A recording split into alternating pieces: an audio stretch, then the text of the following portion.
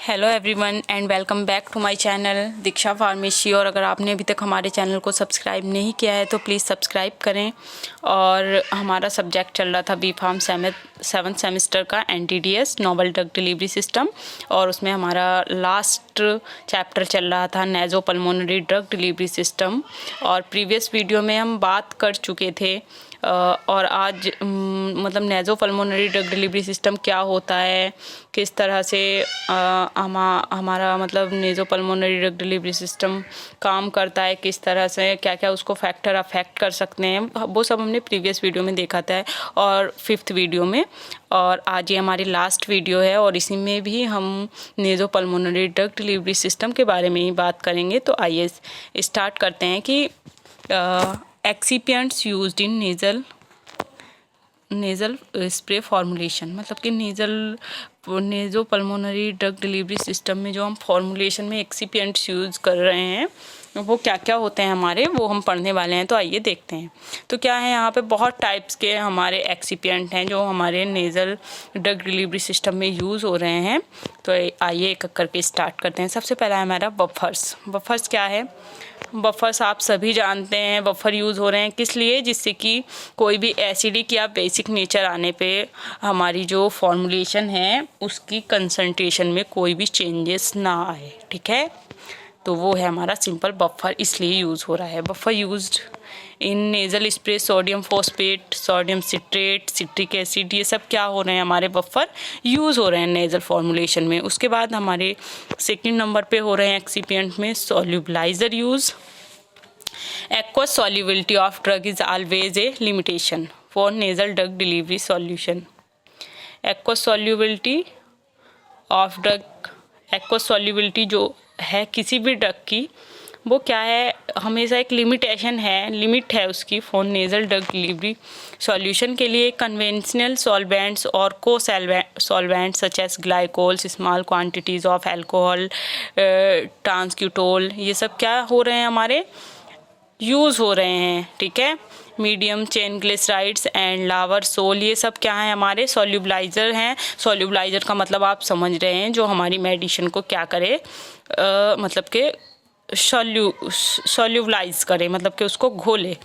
Can be used to enhance the solubility, drug की solubility को बढ़ाने के लिए। तो ये क्या है, हमारे सॉल्युबलाइजर हैं। तो बफर हो गया, हमारे सॉल्युबलाइजर हो गए, उनके नाम भी हो गए कि कौन कौन से हमारे यूज़ हो रहे हैं। अल्कोहल यूज़ हो रहा है, ग्लाइकोल्स यूज़ हो रहा है, ये आपको थोड़े लर्न होने चाहिए और पता होना चाहिए। उसके बाद हमारा थर्ड जो एक्सिपिएंट्स यूज़ होता है वो होता है हमारे प्रिजर्वेटिव्स। प्रिजर्वेटिव्स तो सभी मेडिसिन में यूज़ होते हैं। प्रिजर्वेटिव्स हमारे इसलिए यूज़ होते हैं कि हमारी मेडिसिन जो हमारी फॉर्मुलेशन है वो क्या हो, वो ख़राब ना हो किसी भी माइक्रो ऑर्गेनिज्म की वजह से, किसी भी एटमॉस्फेरिक कंडीशन की वजह से। तो वो क्या कर रहे हैं, हम उसमें प्रिजर्वेटिव्स यूज़ कर रहे हैं। जैसे कि क्या है, EDT है, बेंजाइल अल्कोहल है, कॉमनली यूज प्रिजर्वेटिव्स हैं जो कि हमारी नेज़ल फॉर्मुलेशन में यूज़ होते हैं। उसके बाद एंटीऑक्सीडेंट्स भी प्रिजर्वेटिव्स की तरह ही वर्क करते हैं, जो क्या करते हैं, हमारी मेडिसिन में ऑक्सीडेशन नहीं होने देते कि जिससे हमारी मेडिसिन क्या ना हो, ख़राब ना हो। ये सोडियम बाइसल्फेट, ठीक है, सोडियम मेटाबाइसल्फाइड, तो ये सब क्या है, हमारे एंटीऑक्सीडेंट हैं। उसके बाद क्या है हमारे ह्यूमिक्टेंट्स। ह्यूमिक्टेंट्स आप थोड़ा समझ लीजिए। ह्यूमिक्टेंट्स क्या होते हैं हमारे, जो हमारी मेडिसिन है वो क्या हो, वाटर को हमारे मॉइस्चराइज, मतलब कि जैसे हम ह्यूमिक्टेंट्स को अपनी क्रीम्स में, लोशंस में भी यूज़ करते हैं। तो वो क्या करती है, वाटर को वहाँ से वेपोराइज नहीं होने देती हमारी स्किन को, या जहाँ पे भी हम उसको अप्लाई कर रहे हैं वहाँ से उसका वेपोराइजेशन नहीं होने देती, उसको ड्राई नहीं होने देती है। Because of allergies and chronic disease there can be crust and drying of mucus membrane. Mucus membrane क्या हो जाती है, ड्राई हो जाती है। तो इसलिए हम क्या कर रहे हैं, ह्यूमिक्टेंट्स यूज़ कर रहे हैं, जिससे कि हमारी नेज़ल इरिटेशन ना हो, तो और वो उसको क्या रखे, मॉइस्चराइज़र की तरह ह्यूमिक्टेंट्स वर्क करे और हमारी स्किन में कोई भी इरिटेशन ना हो नेज़ल म्यूकोसा में। तो ह्यूमिक्टेंट्स हम इसलिए यूज़ कर रहे हैं। और उसके बाद देखिए सर्फेक्टेंट्स बोलते हैं हम अपने surface active agent. Surfactant incorporation into nasal dosage forms can modify the permeability of nasal membranes, which may facilitate the nasal absorption of drug. It also increase stability of suspension. Increase करते हैं stability suspension की। Surfactants क्या होते हैं, stability को increase करते हैं और सरफेस एक्टिव एजेंट होते हैं, ठीक है। उसके बाद है हमारा बायो एडहेसिव पॉलीमर्स, जो एडहेसिव मतलब कि चिपकना। अब हम नेजल रूट से ड्रग ले रहे हैं और वो चिपके ही ना, तो उसका इफेक्ट थोड़ी ना सो होगा। तो इसलिए क्या यूज़ कर रहे हैं, बायो एडहेसिव पॉलीमर्स यूज़ कर रहे हैं। Compound that is capable of interacting with biological material through interfacial forces and being retained on such materials for prolong period is called as bio adhesive polymer. जो हमारी nasal mucus membrane है वहाँ पे adhere हो जाए, वहाँ चिपक जाए, इसलिए हम उसमें इस टाइप के पॉलीमर्स यूज़ कर रहे हैं, उन्हें बोलते हैं bio adhesive polymers. Penetration enhancer, जो कि हमारी म्यूकस मेम्ब्रेन मतलब कि जो हमारी एपिथेलियम मेम्ब्रेन है हमारे नेज़ल रूट में, ठीक है, तो उससे पेनिट्रेशन इन्हांसर, जिससे कि हमारी मेडिसिन आसानी से एब्जॉर्ब हो जाए। उसके बाद मैकेनिज्म ऑफ ड्रग एब्जॉर्प्शन, हमारा जो ड्रग एब्जॉर्प्शन जो हमारे नेजल रूट से हो रही हैं वो किन किन मैकेनिज्म से हो रही है। सबसे पहले क्या है, पैरासेलुलर या इसको इंट्रासेलुलर मैकेनिज्म भी बोल सकते हैं। दूसरा है ट्रांससेलुलर और तीसरा है ट्रांससाइटोटिक या करियर टाइप मैकेनिज्म। तो सबसे पहले पैरासेलुलर देखते हैं। Slow and passive absorption of peptides, slow और पैसिव एब्जॉर्प्शन है, बहुत स्लो होता है। ये क्या होता है कि फर्स्ट सेल से सेकंड सेल में गया, जो हमारी नेजल एपिथेलियम की सेल्स हैं उससे थर्ड में गया, तो ये क्या है, जो हमारे टाइट जंक्शन का स्पेसेस है और हमारी मेडिसिन क्या हो गई, एब्जॉर्ब हो गई वन सेल टू अनदर। इसको सिंपली भी बोल सकते हैं कि एक सेल से दूसरी में गया, दूसरे ने तीसरे को दिया और तीसरे ने चौथे को दिया और ड्रग हमारी ब्लड स्ट्रीम में पहुंच गई। पैरासेलुलर मतलब कि एक सेल ने एक सेल से दूसरे सेल में, तो इसको बोलते हैं पैरासेलुलर। दूसरा हमारा ट्रांससेलुलर होता है मतलब कि transport of lipophilic drugs, passive diffusion और एक्टिव ट्रांसपोर्ट। इसे पैसिव डिफ्यूजन भी बोल सकते हैं या एक्टिव ट्रांसपोर्ट भी बोल सकते हैं। मतलब कि इसमें क्या हो रहा है, जैसे कि हाई कंसंट्रेशन पे मेडिसिन रख दी तो उसे लो की ओर एब्जॉर्ब हो रही है, वो आप अच्छे से समझते हैं पहले से ही। ट्रांससाइटोटिक करियर टाइप मीन्स क्या है, करियर टाइप है कि करियर ने एक पार्टिकल को लिया और क्या क्या एब्जॉर्ब करके वापस से आया, फिर दूसरे पार्टिकल को लिया और ब्लड स्ट्रीम में छोड़ दिया। तो ये क्या है, particles is taken into vesicles and transfer to the cell, cell में ट्रांसफर कर दिया। तो ये क्या है, करियर टाइप है ट्रांससाइटोटिक। उसके बाद अब देखते हैं इसका मैकेनिज्म किस तरह से होता है, मतलब कि पूरा मैकेनिज्म होता किस तरह से।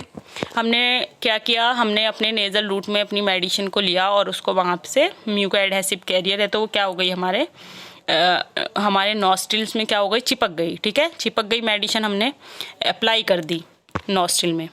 अब उन्होंने क्या किया, इंटरैक्शन म्यूकस मेम्ब्रेन में जब हमारी नॉस्ट्रिल्स में गई तो उन्होंने इंटरैक्ट किया म्यूकस से, वो क्या हो गई, चिपक गई।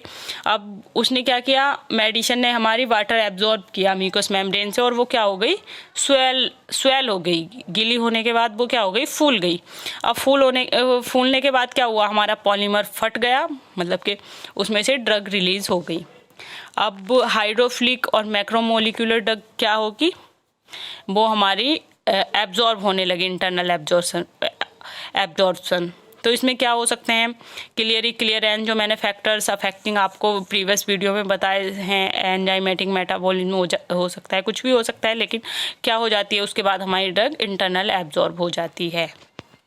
ठीक है, उसके बाद फॉर्मुलेशन अप्रोच, कौन मतलब किस किस टाइप की मेडिसिन हम बना सकते हैं अपने नेजो पल्मोनरी ड्रग डिलीवरी सिस्टम के थ्रू। तो क्या कर सकते हैं, नेजल जेल्स बना सकते हैं कि जेल बनाया और विस्कोसिटी के कारण क्या हुआ, अप्लाई कर दिया तो वो चिपका रहा और एब्जॉर्ब हो गया। नेजल ड्रॉप्स बना सकते हैं, स्प्रेज बना सकते हैं, पाउडर्स बना सकते हैं, लाइपोसोम्स बना सकते हैं, छोटे छोटे जिलेटिन टाइप के जो जैसे सॉफ्ट जिलेटिन कैप्सूल होते हैं, लाइपोसोम्स, माइक्रो स्पेयर्स भी वही होते हैं।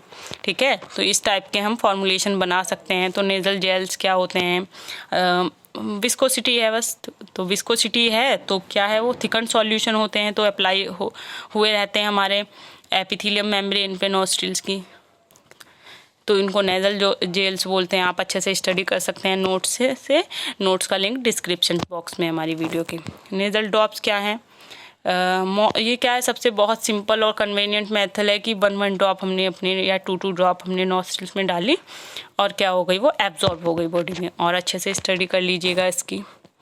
नेज़ल स्प्रे, तो ये नेज़ल स्प्रे जो होते हैं 25 से 200 माइक्रो पार्टिकल्स के हमारे स्प्रे होते हैं। सॉल्यूशन और सस्पेंशन दोनों की फॉर्म में होते हैं। ठीक है, ठीक है। नेज़ल पाउडर होते हैं। दिस डोजेज फॉर्म्स में be developed if solution and suspension dosage forms can not be developed. जैसे कोई में क्या होती है हमारी मेडिसिन सेंसिटिव होती है, वाटर सेंसिटिव, तो क्या वो उसको पाउडर फॉर्म में, ड्राई फॉर्म में देना पड़ेगा। तो वो उसके लिए क्या हम कर रहे हैं, पाउडर फॉर्म में यूज़ कर रहे हैं मेडिसिन का, तो वो क्या होगा, नेज़ल पाउडर्स के फॉर्म में ले रहे हैं। बहुत अच्छी स्टेबिलिटी होती है नेज़ल पाउडर्स की। उसके बाद लाइपोसोम्स जो 50 माइक्रो से 50 माइक्रोमीटर से भी छोटा हो। Liposomal nasal solution can be formulated as drug alone और in combination with pharmaceutically acceptable excipient. क्या तो इसको हम सिंगल भी बना सकते हैं, जो एक्सिपिएंट है उसके साथ कंपेटिबल है, उसके साथ भी इसको फॉर्मुलेट कर सकते हैं। उसको हम लाइपोसोम बोलते हैं। माइक्रोस्पेयर्स भी है। स्पेशलाइज सिस्टम एक टाइप का पॉपुलर है फॉर डिज़ाइनिंग करने के लिए। नेज़ल प्रोडक्ट की किसी भी कौन टाइप का बना लिया, किसी भी फॉर्म में बना लिया, जिससे कि हमें क्या हो, लेने में कंफर्टेबली ले सके पेशेंट, कोई कंप्लेंट्स ना हो। ठीक है, प्रोलॉन्ग कॉन्टैक्ट करते हैं नेज़ल म्यूकोसा से, इसलिए बहुत अच्छे होते हैं माइक्रोस्फेयर्स। माइक्रोस्फेयर्स पाउडर फॉर्म में भी दे सकते हैं। वो क्या होते हैं, हाइड्रेट हो जाते हैं, स्वेल हो जाते हैं, जिस तरह से अभी प्रीवियस में बात की थी हमने। नेब्यूलाइजर्स होते हैं। नेब्यूलाइजर्स मेनली ज़्यादातर नेब्यूलाइजर्स आ रहे हैं आजकल जो यूज़ हो रहे हैं एयरसोल टाइप के। A device converts liquids into aerosols that can be inhaled. Liquids को क्या कर लेता है कि एक टाइप का ऐसा मशीन है, बहुत छोटा सा होता है, और ये क्या करता है, जो लिक्विड मेडिसिन है हमारी, उसको गैसियस फॉर्म में कन्वर्ट कर देता है, और वो हमारी नॉस्ट्रिल के थ्रू चली जाती है ट्रैकिया और लंग्स वाली प्रॉब्लम में। और पार्टिकल की जो साइज रेंज होती है 1 से 5 माइक्रोमीटर होती है डायमीटर में। ठीक है, एंड आई थिंक आपको अच्छे से समझ में आया होगा। And thank you so much for watching this video. और अगर आपने अभी तक हमारे चैनल को सब्सक्राइब नहीं किया है तो प्लीज़ सब्सक्राइब करें and press the bell icon so you will get all the notification from this channel.